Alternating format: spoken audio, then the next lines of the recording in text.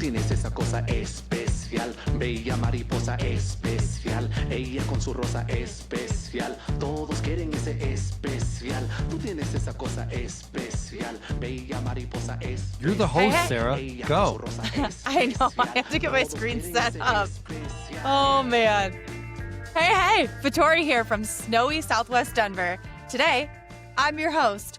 Welcome to the PIDCAST episode 3. We are a podcast by fans, for fans, and for people still waiting on that therapy money from Kromke Sports.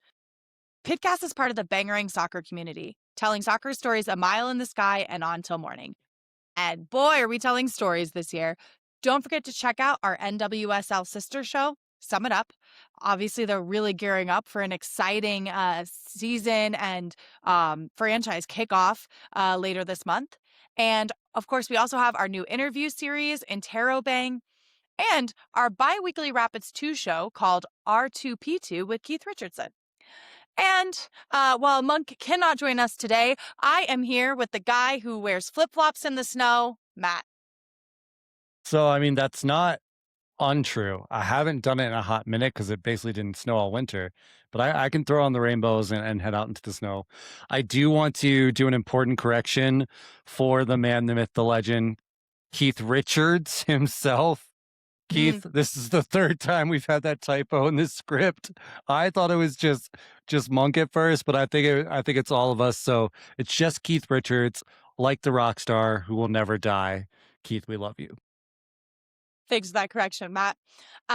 We have a great game from this past week to debrief, and of course, a really exciting upcoming game, another home game coming up this weekend. But before we do that, let's start with our PIDDER Chatter, our news section about what's going on in soccer, Rapids, and in Colorado. Over to you, Matt. So first I want to start with about last night. The Colorado Rapids came down to the Street Soccer Denver field at Skyline Park to have an announcement party for the Colorado Rapids soccer celebration, namely a 40-day fan zone experience where 2 massive screens will go up above the soccer field off of the 16th Street Mall, showing all 104 World Cup matches. My day job, not that the yacht money from this doesn't pay all the bills, is with Street Soccer Denver. And as an organization, we are thrilled to partner with the Rapids and thrilled for all of the programming, the culture, community, and festivities that we are going to bring you guys.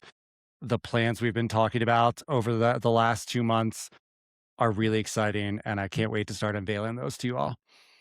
But the real meat of that was the event had the appearance of Reggie Cannon, Jackson Travis, and Kamani Stewart-Baines. What we started as a normal kind of meet and greet with the fellas turned into putting those 3 on the commentary mic to dish back what they hear every game to the players that were playing the pickup games last night.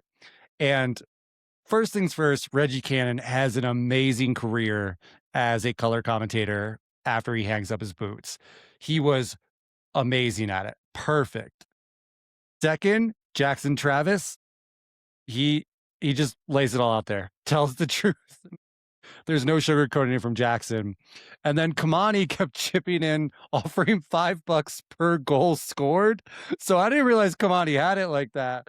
But I do think there are some players from last night that want to collect Kamani. I know at one point my buddy Ian was showing out and bantering from the field to the clubhouse where they're doing commentary. If I score a hat trick, can I get a jersey? And Jackson said he might be able to hook him up. I think Ian only got 2 in that match, though. So we'll see. Fun note, if you ever watch those players commentate a game, get a drinking bingo card for the phrases pass and move, work rate, and play with heart. I don't know if those phrases are specific to them or if that's part of the new Matt Wells lexicon, but we heard those in spades. I really want to thank those guys. All amazing individuals. They were so good with the community, and it was so fun to have them out. That sounds like such a fun event and a great way to spend what was the last of our really warm days. Yeah. Winter's back. Speaking of things we haven't seen in a while, I was at training this week and I ran into Sam Vines. He is still around the facility in Colorado, training and looking for his next option. But it was great to catch up with Sam. Great human being. It was really fun, and just wanted to point out the pleasure that it was seeing old Vinesy. And since you brought up snow, Sarah, I have a question. We need to. I'll find out the answer this weekend, but I need you to put a bet in. Do you think Lucas Harrington has ever experienced snow? That is such a fun question. Um, you know what? I'm gonna go with no. Let's bet that this is his first time snow has stuck on the ground where he's been. Like he's seen it on the ground. Okay, okay. I want to say I don't know what his traveling's like, but I know he said he's never lived outside of Australia. So I'm also going to say yes. This was the first time Lucas Harrington experienced snow. Colorado snow, this like spring Colorado snow that's like very heavy and thick, and we're a very driving town. So I bet this was a fun first day for him regardless. All right. When the snow finally melts, another training observation this week, the Rapids are installing an outdoor gym over on the east side training fields where the first and second teams train. So there, if you've ever tailgated or been in the lots to the south of the Dick, there are those bathroom and concession stand type buildings with the awnings. So the gym will be at that version of the building on the east side. We all talked to the comms department about getting workout privileges. Specifically, a new policy this season is that media is only allowed to watch the first 15 minutes of training, which I will say is a huge bummer. As someone who was often the only person at training last season, getting to watch that hour of two of the players, not from a tactical standpoint, but from a character standpoint, allowed me to learn so much about them, to see the friendships, watch them on the field, and build that into the storytelling. So that's gone this season, and in its place is an hour-long break between the first 15 minutes of training, and then when we get media availability to talk to the coach and the designated player after training. So we all agree we should get an hour's worth of gym privileges so that we can get our workout in while we're waiting. I feel like that's a fair compromise, especially since the alternative is the lap pool that we're asking for. What do you think, Sarah? Think that this is a fun opportunity for us to have the fans of all the podcasts bet on which podcast host can do the biggest bench press. It's gonna be Jose with Puerto Air, hands down. He actually lifts. I like I how only how yeah. underplayed I am. Come on. Just kidding. My bench press is not impressive. I have a partial labrum tear, and so like I have to do bench press because I got to keep my muscles in my shoulder good, but I hate it. So won't be me, and I will not be in the Rapids lap pool. I graciously give you the hour. All right. Other upgrades, and this might be the most exciting. I If still don't believe this one is real. I think you made this up. no, no, I have photo proof. I will post this on socials. The Rapids have installed screens over top all of the urinals in the men's room at the stadium this season. I didn't even realize this until after the match. We left the press conference room and I went into the men's bathroom over by the media entrance. And yeah, just a screen for every urinal.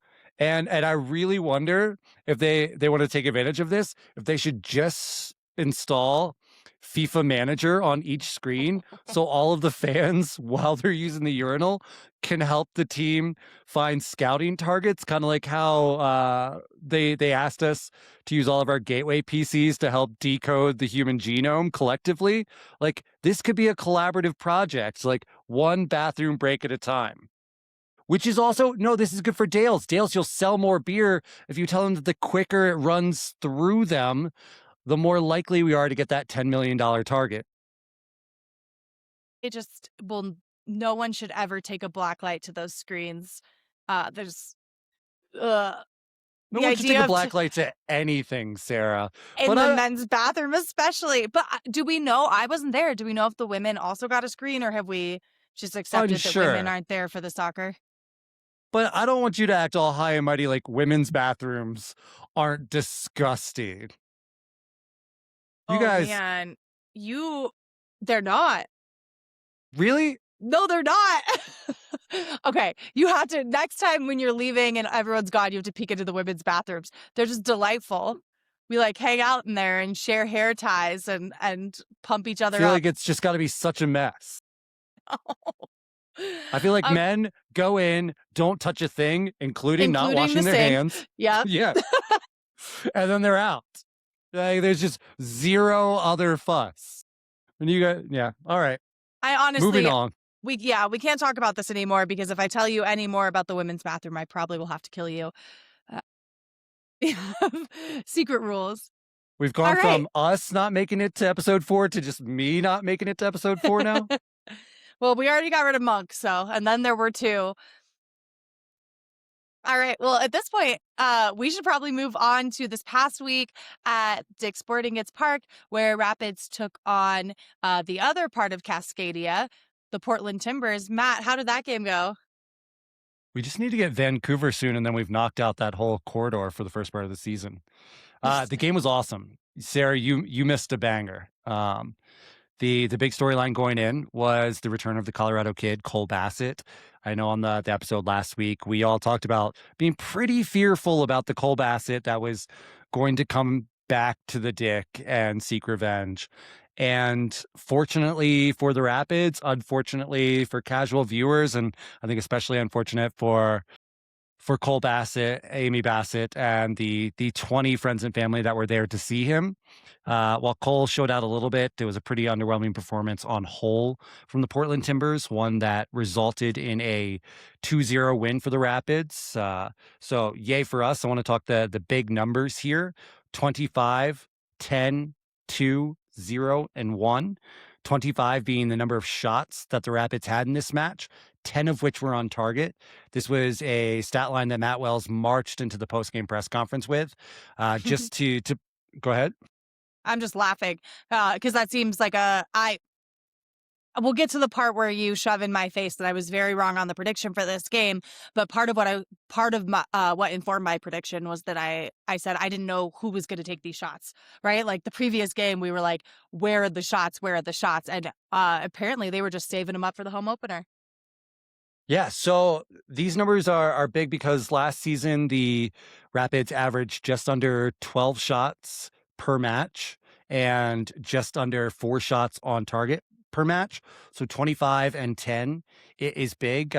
Also, to throw back to the 2025 season, something about March really does it for the Rapids, because their other high score match in this department was March 15th against the Earthquakes, where they had 28 shots and put 13 of those on target. So Rapids like messing around in the third month. Let's see if they can keep it going for the rest of the spring and summer. Other numbers that we just stated were the 2 goals.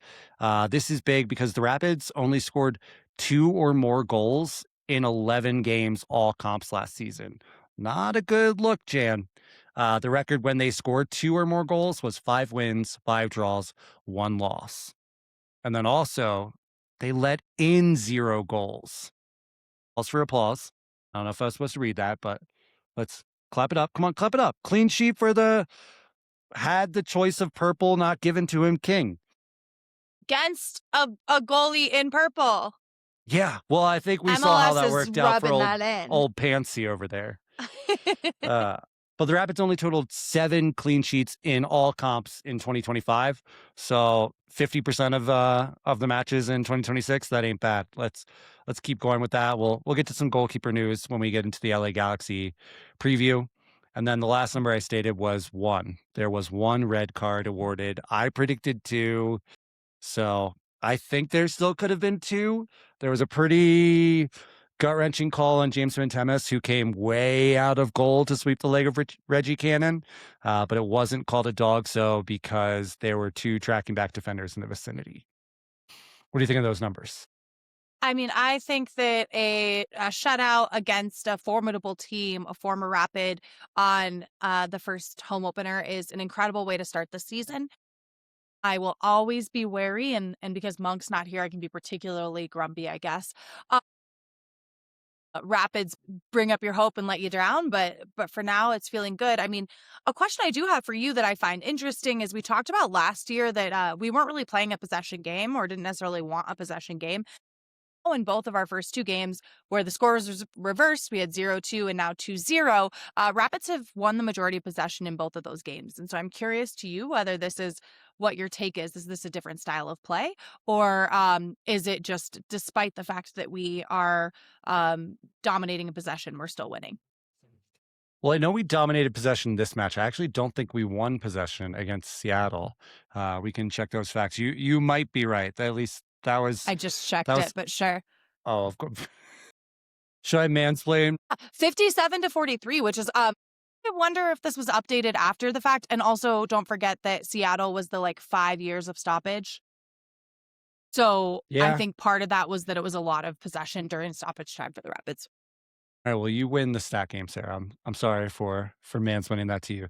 I do think it's a very concerted part of this system, Matt Wells's coaching philosophy, and how he intends to set this team up at the start and throughout a game. They've said, or Matt has said repeatedly in the preseason, offseason, and the beginning of the season, that they want to dominate the ball, and one of those key domination tenets is possession. You can't dominate the game if you don't have the ball, he said, paraphrasing. And this is one of those where we saw trying to keep possession and passing out of the back not necessarily work out in the Seattle game, but it did work out in this game. And so it's almost like his possession kind of stopped in our third in Seattle, and we started to be really successful in the second third here with Portland. So once we get that domination on all 3/3 of the field and tilt it entirely at opponents, I think there's a lot of optimism here for what the Rapids can do with the ball, as opposed to last season when it didn't look like we always knew what to do when we had it at our feet. Makes sense to me. Now talk to me about, maybe I'm jumping the gun a little bit here, but about our scores. It looks like we had 3 different players making their first goal contributions on behalf of Rapids, which is exciting to see. What was the scores this game? Yeah, so this is huge. In the 6th minute, Hamzat Ojederin, he gets the ball in space. He's kind of center field over the box, puts his head down. It seems like both teams are all just crowding the box, and he just sends a low ripper through all the feet of all of the Rapids and Timbers players. One looks to take a slight deflection off a defender's foot and leave Pantemis cemented to the ground, only to look on helplessly as the ball goes into the goal. This is back-to-back games now that we've seen Hamzat Ojederin, our destroyer defensive mid, pull up from the 3-point line, and he's scored in 50% of them. So this is big. I think the fact that he has the audacity to come in here, march up the field. Matt Wells talked about in preseason that he noticed Hamzat kind of being that 3-point arc guardian as far as second balls go, not letting the defense get the ball back out when the Rapids are attacking. But I don't think anyone really had an idea that when he got those balls, he was going to start trying to throw in these long shots like he has. The first game, Seattle said Hamzat's shot was one of the few times a player took off the shackles in that match. And then in this match, we saw it be the very first goal of the Colorado Rapids 2026 season, let alone Hamzat's first goal in Burgundy. Absolutely. I love that he got to be the first goal of the season, and just sending it through a very holy Portland wall was really cool to see. Yeah, these trees have beetle kill. No, but I mean that's exactly what we didn't see last season. We saw, for better or worse, constant upgrading the shot. When we do have players and poachers like Hafa Navarro, or when we had Georgie, you just want the ball to go into the mixer and then see what happens. Shake the soda and then and hope it explodes. And this was one of those where I think it worked perfectly. The other goal in this match came in the 52nd minute, I believe. Our 7 foot tall rapid Rue, Lucas Harrington, also opened his account for the 2026 season in Burgundy via the assist of fellow newcomer Burgundy boy Dante Seeley on the corner kick. So we've seen all three of the Rapids' big offseason additions contribute to the first two goals in the 2026 Rapid season. All of them. I'll go with the goal scorers being Hamza and Lucas, really kind of doubling down on that defense is the best offense. I don't think they understand exactly what that phrase is supposed to mean, but if our defenders are winning us games and scoring all the goals, I'm not going to complain. If we see Lucas Harrington be the first Rapid to break the 16 goal season record that stood the test of time, it'd be a wild year. Yeah, I mean, if you have the ball on their side of the field, they're not scoring a goal, right? Yeah. Some good defense right there. If we're all in their half, everyone's an attacker. I wanted to, we had made some jokes about red cards, and I thought it was interesting for this game. Last game, we just saw yellow card upon yellow card for the Rapids. Looks like just at least in the stats, a much cleaner game with 2 yellow cards on each side. Yes, Portland got a red card, but I wanted to draw attention. It was not red card SC's Diego Chara, who was the one brought off. He did get a yellow later on, but I thought that was funny to see him honorable mention this time with the yellow card, not quite making it into the club. I think maybe, he's in the twilight of his red card SC days as he just hit his 400th appearance for the Portland Timbers, I believe, in the season opener. So I think he's earned the time off. Maybe get a hard yellow, but we'll give him a bit of reprieve from requiring the red card and let his teammate Jimmer Ferre pick that up for him. Cole Bassett actually was made available to Rapids media after the game, and he talked about specifically how the Rapids were really giving it to the Timbers physically in the first half, and that the Timbers came out of the locker room in the second half by design to give it back to them. And it was working pretty effectively, he thought, but towards the end of the game, it got sloppy, and he specifically called out that red card foul as being something just unnecessary and really kind of throws away chances at that time in the game. Yeah, and it really lovely to see the Rapids able to hold it basically for the entire second half. Right, that last goal came early in the second, and then we didn't see any scores from Portland, but no scores for the rest of the game. Yeah, I feel like this is therapy for we Rapids reporter and probably players. Like, Rapids having the lead in 2025 was never a point of like confidence or hope. It was always, oh no. Well, and to that note, I mean, remember that period of time where we were stoppage was our Achilles heel? Like, we literally, Yes. if there was more than 30 seconds of stoppage time, we let 4 goals in. And I slightly hyperbolic maybe, but it's what it felt like. I think it's interesting that we're not seeing that same stoppage time leakage, even with an absurd amount of stoppage time in Seattle. Yeah.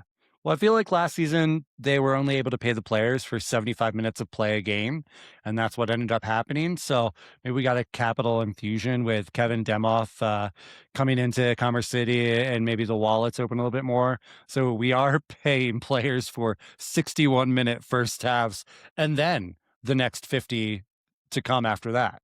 It's working out. This is a positive ROI, so let's index this and make sure it continues to be a trend and not a fluke. Well, after triple checking the times in the first game, I can say Rapids have now gone 2 full games without any stoppage time goals. Put it on the scorebooks. Put it on the scoreboard. And we won 2-0, we lost 0-2. So we have a completely flat 0 goal differential.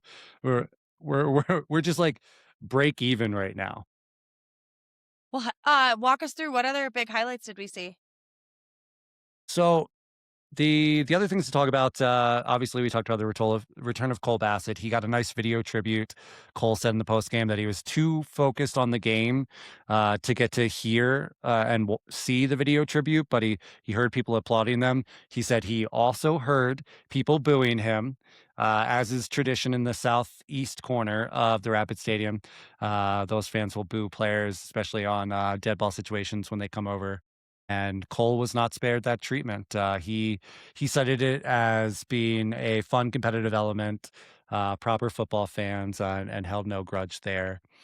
In the way of players that made the field and didn't make the field, our substitutes that came into the game were Keegan Rosenberry, Connor Ronan, Ted Cudipietro, Darren Yappy, and Wayne Frederick.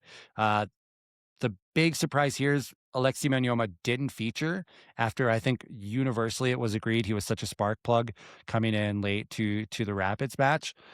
We almost thought he might, or to the Seattle match, we almost thought that he would get the start last weekend, and he didn't feature at all. I asked Matt Wells in training this week about Alexi Manyoma, and he remains praising, complimentary, likes his game. So we'll have to see if it was matchup dependent, what the deal is there. But it's important to note that the Rapids have until July 21st to make a decision on Alexi Manyoma's purchase option in the loan that they have. So if he's not getting playing time now, we kind of need to see something to know something, or maybe they already know something, so that's why we're not seeing something. Hard to say. I'm a big fan of his. Yeah, I feel like we haven't seen enough of him to really know what he could do, and he was one that I was really excited to see more playing time from. So hopefully it was just a one-off game, and we'll get to see him this Saturday at the Dick. All right, so I think the biggest storyline, or we talked about He the buried the lead a little bit, for sure. yeah. So people will remember that last week we had probably the most heated debate of the pod was, what would one Miss Amy Bassett show up to at the game? Would she stay true to her hometown and wear Pids burgundy and blue, or would she trade over with her kids and be wearing Portland Timbers? And Matt, you got to catch up with her at the game. Tell us what that was like. I did. It was a blast. I got to catch up with Amy. Inside baseball. We wanted to give a gift to Amy. We spent a bunch of time with her at one of the Storm games last season, and then talked to her throughout the season, and have definitely harped on our close personal friendship with Amy. With the leaving of both Cole and Sam, we went through the archives and we found our favorite photos taken by our Bangarang photographers last season. So there's this wonderful photo of Cole after the match in Leagues Cup. It's got the kind of that alt logo, the Colorado C that's on the backside of the wall in the north boundary, the Leagues Cup logo, and then a bunch of Spanish fans, Mexican fans, reaching out to get Cole's autograph. And I just always loved that, because one of my favorite things about Cole was how dutiful he was in learning Spanish and being that conduit between the team and the Spanish-speaking players, Spanish-speaking fan base. But it was just it's something that shows the character of Cole, that when he did something, he did it completely, and he did it for good reasons that were more than just for his own good. And I've always just loved that photo. Luis Fernando, you've seen him on Instagram at Flix Productions. He took that, and we got that framed and brought it to Amy. And then Ben Gorski, another one of our photographers from last season, he got this joyous photo of Sam Bassett and Josh Copeland hugging each other after a goal in one of the Rapids 2 playoff matches last season. And it's just like the emotion, you really see this photo, and it just looks like joy. And so we framed those, we took them, we found Amy in the stands, gave them to her. Really cool to be able to have that moment, to thank her for her time, let her know that we really enjoyed covering the boys. And then I got to watch some of the game with her, which was really fun. There was a particular moment when Hafa Navahu broke away, and he had a one-on-one to the goal, and I won't go into the swear jar, but Amy clocked it before I did, and she was like, crap, crap, crap, crap, crap, crap, crap, crap, crap. And then Hoffa went wide, and she's like, yes. So yeah, she's all in. Portland Timbers, they were decked out in Cole Bassett Timbers jerseys, number 17. So I won the bet. But not all of them, because our little new Pittsburgh boy was not there for the game, huh? No, Sam was not able to make it to the game, but we did talk to him and assured him we will come out to see him play for the Pittsburgh Riverhounds. That stadium's on my bucket list, so I think we need to make a PIDCAST trip to Pittsburgh. Pittsburgh. That's what we're calling it. Yeah, we'll do a little travel doc. We'll go to Primanti Brothers. It'll be great. Maybe we'll get to hang out with Amy Bassett there too. Well, amazing. Anything else we should know about this game? I think that one's done and dusted. Should we look around the league? Yeah, let's take some time to look around the league. I want to start a little bit with what we saw this past week. So taking a look at some of those outcomes from this past week, I really like this time of year because we are beginning to see how some of these teams are going to match up. And you have to do that by looking at how they're matching up against other teams that we don't exactly know how they stack up yet either. So you're starting to see how all the cards fall. And I think this weekend was a really big opportunity for us to get a sense of where Canada is at. So Montreal just continues to take a beating. This reminds me of I believe they were the absolute bottom of the pack back during COVID, where the Canadian teams could only play Canadian teams. So they were rotating through the three of them, and just Montreal was just getting wrecked week after week. But, they've had 8 goals scored against them in 2 games, 3 this past week from the Chicago Fire. And at the same time, the rest of Canada faced off against each other. So we had Vancouver, who bested Toronto, and of course our former coach Fraser and our former number 10, Georgi Mihailovic. So the score for that game was 3-0. So Vancouver is maybe continuing on their warpath from last year. Hard to tell, but they're currently undefeated at this point. And that's kind of how we're seeing Canada stack up. The other thing I found interesting was Miami wrecked Orlando in a Florida derby, and Orlando took an early 2-point lead in that first half, only to then let Messi and his flock of flamingos come back and put 4 in the second half, which is just brutal, but interesting to me because when we were super deep in fantasy, Orlando was a team that I looked to for a lot of consistency, especially with Ojeda at their 10. So we've now seen Orlando allow a lot of goals in an early season game. Anything you picked up? I want to dial back to that Montreal thing. I think this might be an instance of the curse of Wilfred Nancy. Montreal had Nancy, Georgi Mihailovic once upon a time, and we're doing well. And then they lost Nancy and have just been in the pit. Columbus also lost Nancy. He went to Celtic for a bright and disastrous 8-game stretch before he was fired there. But also Columbus are winless with a draw this season, and that draw is to Sporting Kansas City.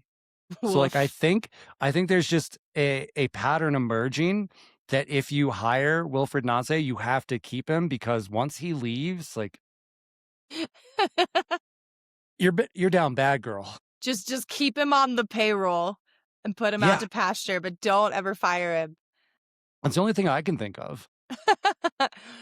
Well, I think how wild is it that Columbus and Minnesota both lost their star coaches, Eric Ramsey and Wilfred Nancy, this offseason to moves to Europe, hired new coaches, aren't doing well, and both of their old coaches are now available. I think Ramsey was sacked after 9 matches, Nancy after 8. So it's kind of... Well, it'll... Interesting times. I think both of those teams are teams we've historically seen fairly good performance out of. So I'm curious to see if this is just a slump or if Orlando's going to have a rough year.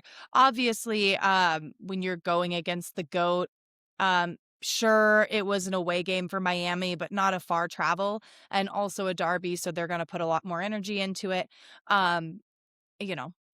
You can't judge a team too hard for losing to Messi. I don't think this tells us too much about Orlando, but we still haven't seen a win from them. I think Orlando did have a good grasp on that derby last season. Let me see if I can Yeah, but I'm not pull sure up. that Messi traveled to Orlando last year. Well, I can't be sure Messi travels anywhere, let alone to Colorado on April 13th. Ooh. Nah, he'll be here. Yeah? Should we Yeah. put a bet on? All right. No. First bet you lost of the season was the Amy Bassett jersey. We have a standing bet on Lucas Harrington if he's ever experienced snow. Next bet is on if Messi shows to Mile High Messi on April 18th. Going to bet yes. I think he is going to be there, and also I don't want to be the one to crush the hopes and spirits this early on for all the people who overpaid for those tickets. Yeah, y'all, he's totally going to be there. He's probably going to sign autographs afterwards. He's going to crowd surf into the supporters section. The opposite, like if you're in line, get out of line. No, Yeah, and make sure you sell before the availability. no, he's Availability list comes gonna out. show, he's gonna play, he's going to lose, and then he's gonna do something like have Luis Suarez pull him back from rage quitting against the referees in their own locker room after the game in Mile High. It'll Yeah, be do you great. think there's some sort of bite insurance that each team gets if they play against Suarez? I don't think that's what dental insurance means, Sarah. Oh, okay. My Yeah. bad. Yeah. That's what Suarez has for all of his his dentist is like, that's really bad on your teeth. All right, moving on. What are you looking at for this week's matchup, Sarah? Yeah, honestly, I think some of it is that we don't really know how these teams fall yet, and some of it is I just didn't see any super sexy matchups. But I did want to highlight, so we have Nashville, who was held scoreless last week, and they're playing Minnesota at home. I'm sure the Minnesota team's looking forward to some de-icing in balmy Tennessee. Both teams have a win and a draw at this time. And a history of playing some good ball. So I think that matchup could be interesting. And those are two teams that based on their performance so far this season, don't feel like I have a sense if they're going to be the threat that they've been in the past. And then we also have last year's top of the West and currently undefeated San Diego are playing in Kansas City. Kansas City are still winless and finished last year at the very bottom of the West. So I think that if what you want to watch is a new to the league team going and beating up on Kansas City, that could be a fun game to watch. Yeah, I think like I talked about last week, I'm still looking for those early season litmus tests to find out like how good we are versus the opponents we played and they're getting results. So if you remember, Seattle thoroughly trounced us. I think that was a pretty dominant game on their part, but then they couldn't beat fake Salt Lake last weekend. Mm-hmm. So that makes me call into question the result of that game or what was going on. Because we cannot possibly allow any conclusion that says that Salt Lake is good this year. No, So absolutely. therefore, the math must mean that we still don't don't understand Seattle. I'm going to pull an Alex Harris here. Don't ask dumb questions. No, but similarly, we'll see Portland face Vancouver this weekend. So we had Portland look dominant in game 1, looked like they didn't show up in game 2. So what Seattle does against St. Louis and then what Portland does against Vancouver should be telling just as much as what we do against LA Galaxy, who looked kind of middling in their first match, but pretty strong 3-0 win. And I think they did it with some flair with their big man Jao Klaus last game. So I'm going to look for those other two context clues to match up with our performance this weekend. That makes a lot of sense to me. Anything else from around the league? There was one note. New England Revolution and Houston Dynamo are the first postponed game of the season. They had their game postponed early due to predicted inclement weather. So TBD when that happens. If you're playing fantasy still, folks, take your Jack McGlinns and your Carlos Heels out of your lineup. Well, let's move on to our big preview for this weekend when the Rapids take on LA Galaxy. Rapids are once again back at home at Dick's Sporting Goods Park for a Saturday evening game against the LA Galaxy. And if you're listening to this on the way to the game right now, hopefully you packed different clothes than you did last weekend. Temperatures are supposed to be in the 40s at kickoff and will be nearly freezing by the end of the game. But honestly, this temperature is a lovely way to welcome my favorite team to watch lose, from Always Sunny LA, the LA Galaxy. LA has had some wild swings over the past few years. So they ended 2024 season with the MLS Cup, and they wrecked the Rapids on the way to that cup. LA Galaxy played the Rapids 3 times in the last month of that season. I'm asking you guys to think way back to 2024. And at that time, the LA Galaxy in the final month of the season played us 3 times. They won all 3 of those games, scoring a total of 12 goals.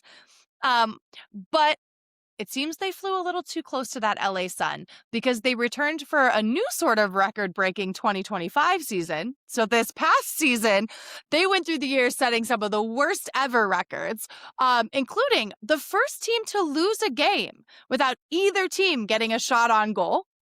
And they failed to win a game all season, all the way till the very last day of May.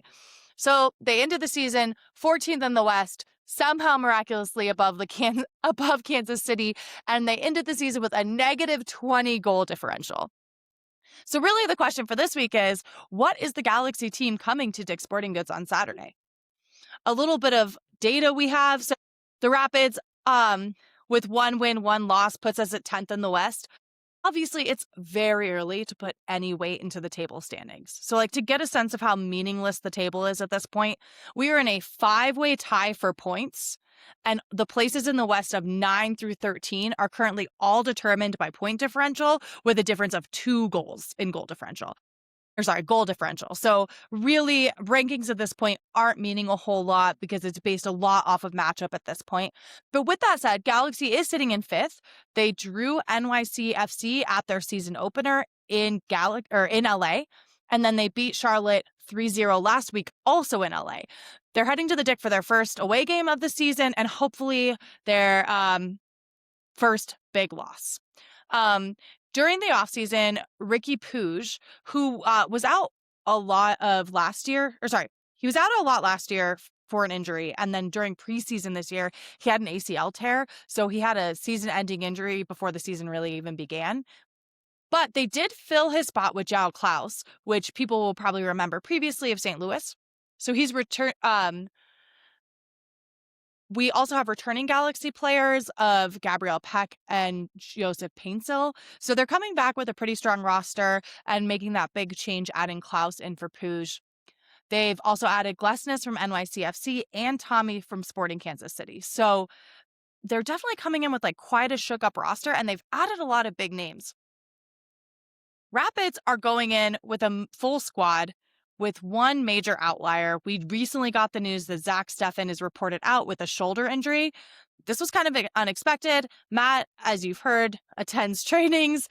Zach was practicing at training this Thursday. So Rapids fans, though, had a long run last season, and we kind of developed a fondness for our second string keeper in Nico Hansen. And that's who we will likely be seeing starting in goal on Saturday. That's kind of the layout of the land for this coming game. Matt, what are you thinking? I think in Nico we trust. I'm hoping, I don't have clarity on it, that Zach Steffen maybe just went down on his shoulder wrong in goalkeeper training, and they're doing this out of an abundance of caution. But rest up, Purple King. We got you. Put your arm in a sling. We'll carry around anything you need until you're better. But we definitely are confident in our boy Nico after showing last season. So it'll be exciting to get him out there in the Dick between the sticks. One of the things I'm looking forward to, I don't know if he's allowed to do it anymore, but Nico has a cannon for serving a ball out of the back. I hope he gets to unleash the howitzer a few times and doesn't have to just do all the back passes, but maybe we see him get up the field and put a banger in, chip the opposing goalkeeper. The matchup that, go ahead. No, I was going to say, absolutely. I think that we are really lucky that we have a second string keeper that got so much experience last year, because I do feel like Zach Steffen being out. Zach, I think we even made that comparison last year that Zach clearly is a top tier men's national team type player. But Nico was holding his own, and so I think we're not necessarily in the situation that a lot of teams are when they have to go to their bench on keeper. Yeah, absolutely. I think matchups to watch in this game, one we talked about last season, Reggie Cannon versus Joseph Paintsil. I asked Matt Wells about this, and he was coy, saying he hasn't decided the roster yet. I do have to assume Reggie will start again at right back. Last year, Reggie said one of the biggest compliments he got was from Joseph Paintsil, telling him that Reggie was the best 1v1 defender Paintsil faced in all of the MLS. So I know this matchup in particular means a lot to Reggie. I really like Joseph Paintsil's game, and so this is one I'll be watching a lot of. Similarly, on the opposite side, I think we're going to be watching how whomever at left wing, and then probably Hamza, Josh Atencio, and Jackson Travis uh, team up on Gabriel Peck. We know he can be an assist merchant, so directly marking him might save the day on a few shots on goal, but we need to make sure that he's not just creating space for a big man like João Klaus to get in there. So I do think that's going to be kind of a defensive assignment by committee. Then lastly, it's João Klaus, big man. We asked Lucas Harrington, our big man, about that. He acknowledged his size and the caliber of player of João Klaus, but as Lucas Harrington is often wont to do, seemed completely nonplussed at the threat of him. Confident, not to the point of bragging, but just I feel like Lucas Harrington could weather anything you throw at him, and he would never break a sweat. An important note for João Klaus, though, and I didn't realize this going in, we have faced the Rapids, have faced João Klaus 5 times. He has never scored a goal on this team. And this is including 2024 when he was a goal merchant. So I don't know what it is. Maybe if he's in a different jersey, he'll match up better. But I'm pretty confident if we have Rob and Lucas back there that they are going to lock up João Klaus. And then I think a match. Go ahead. Yeah, I was going to say, I agree. I think Klaus is a formidable opponent, but I think that the combination of Puig and Paintsil before Puig got injured was just a wrecking ball. And I think that a Klaus that is playing with a new team doesn't scare me nearly as much as that old formation that we saw in Galaxy. Conversely, let's talk about our striker. I think Navajo is going to have a day. I think he is going to be a pressing machine against Glesnes and Yoshida in particular. We'll get to this when we get to predictions, but I probably see 1 to 2 goals coming either directly via Hafa or because of Hafa's pressing of Yoshida and that back line for the LA Galaxy. So I think he opens his account this weekend, and all of that dirty work that he does as a pressing forward shows up on the stat line this weekend. Any other matchups you're looking towards? No, I think you covered it quite a bit. I think that one thing that I did not say, because I did not want to curse it, in the intro here, was that despite the fact that Galaxy had what can only be described as a dog shit season, they did win our last matchup and win it 3-0. So I think that when it comes to predictions with Galaxy, it's really hard for me. We do see a lot of scores typically when we go up against Galaxy, but you're talking about 1 or 2 goals here that I don't know. This one's going to be so hard for me to predict. That was the Galaxy game that pretty much controlled our playoff fate, right? Yeah, that we had no business losing. And then we lost to Kansas City around that same time too. Like, I think they were actually 2 weeks in a row, because I remember when I was in Kansas City. Yeah. So we lost to the 2 worst teams.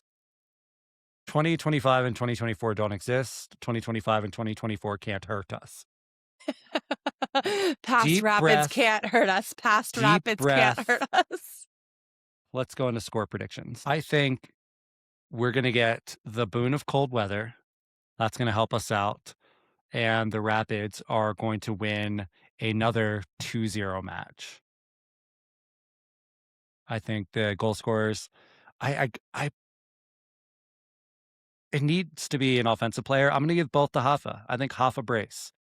I think he does the work on a cold night at the Dick. I think he heats it up with his Brazilian flair, and the Rapids win 2-0.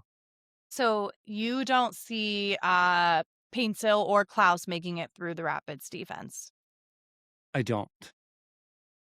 Well, I love your optimism. I would love to see us with our second clean sheet of the season and opening up with our first 2 home games at 2-0.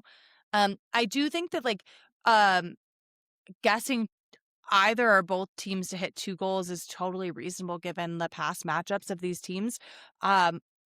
I can't see a clean sheet here, and hopefully I'm wrong. So I'm going to go 2-1. I do want Rapids to win this one, and I just think that because of all of the shifts on the Galaxy team and also the season that they're coming off of, I think the Rapids have every business winning this game if they decide to show up. And I think what we saw last week is they want to show up for their fans. They want to show up at home. So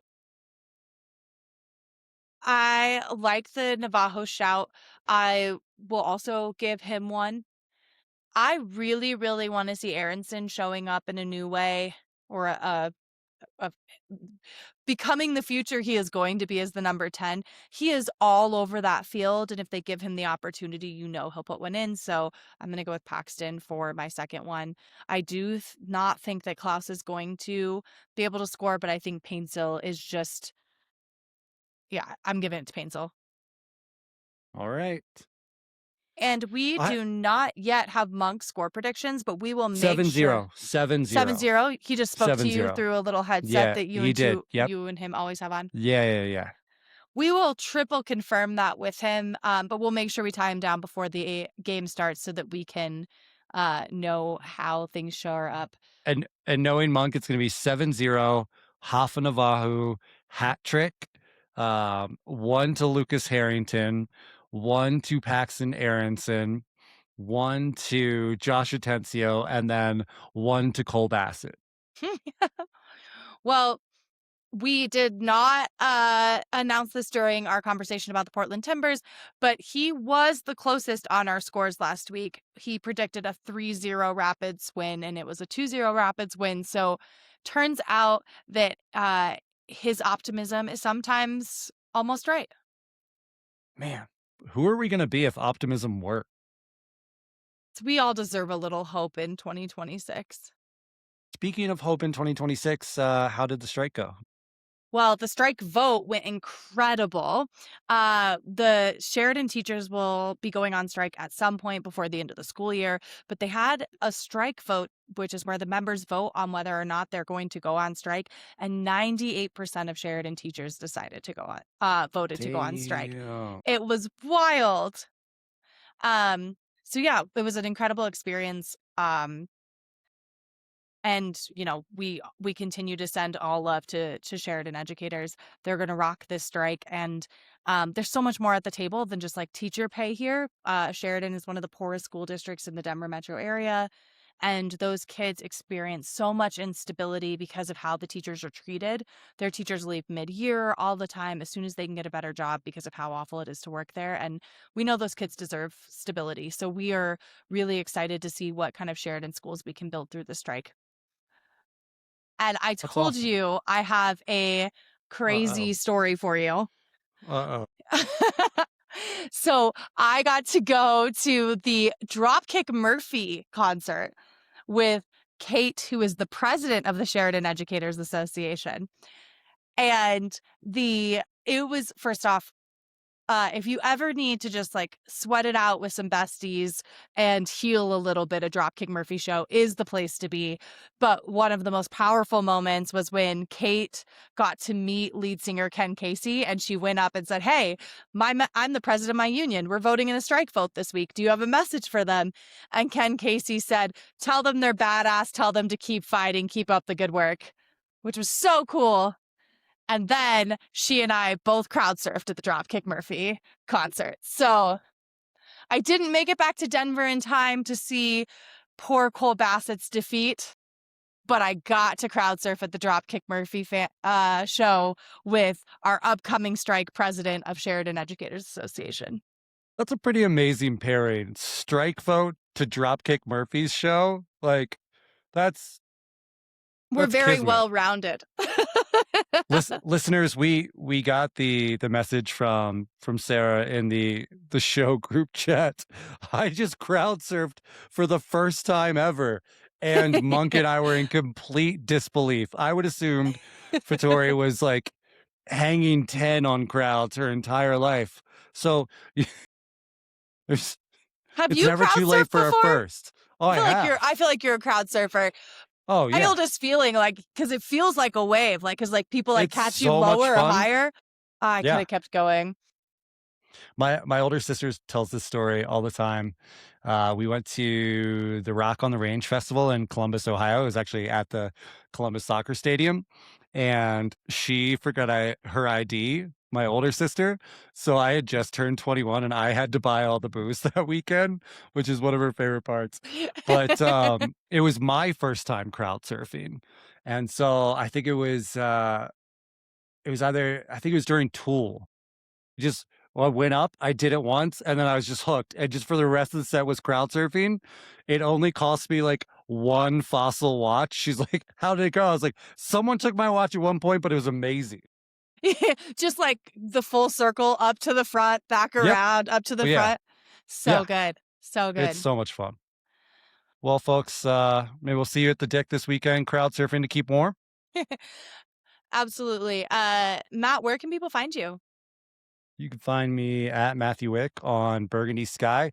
We have updated the Burgundy Sky feed on Blue Sky, so it is aggregating everything extremely well, thanks to Grace Social and the folks at that organization. So all your Rapids news is coming through there, all your player mentions, and every week we update the hashtag. So this week's hashtag is #COLVLA. So that will aggregate all of the conversation between the fan bases. It's been really fun to see those interactions on Blue Sky with the Portland fan base and the Seattle fan base so far this season. And it's just another reminder that you don't have to fuck around at Nazi bars, because all the cool kids are hanging out in all the cool places. And speaking of all the cool places, you can catch Monk at Monk of C38, and of course at the tailgate, which I want to take this opportunity, of course, to wish him a super happy birthday, as I missed his birthday this last week. How was his birthday at the tailgate, Matt? I actually didn't make the tailgate, and I did hear from Tim that Monk was late to the tailgate, so they were wondering if their birthday boy DJ maybe had too much birthday. I think that's possible, although he's getting old. He might have just was a little slow walking up or something. He forgot which one of his 20 cars he wanted to take. All jokes aside, we love you, Monk. Happy birthday, buddy. And we'll see you this weekend, hopefully for a Rapids win. You can catch me at the Fattori on socials, crowd surfing at Dropkick Murphy concerts, and always punching Nazis. All right. Up the PIDs. All power to the workers and up the PIDs. All power to the workers and punch some fucking Nazis. I think Monk will be proud of us. Yeah.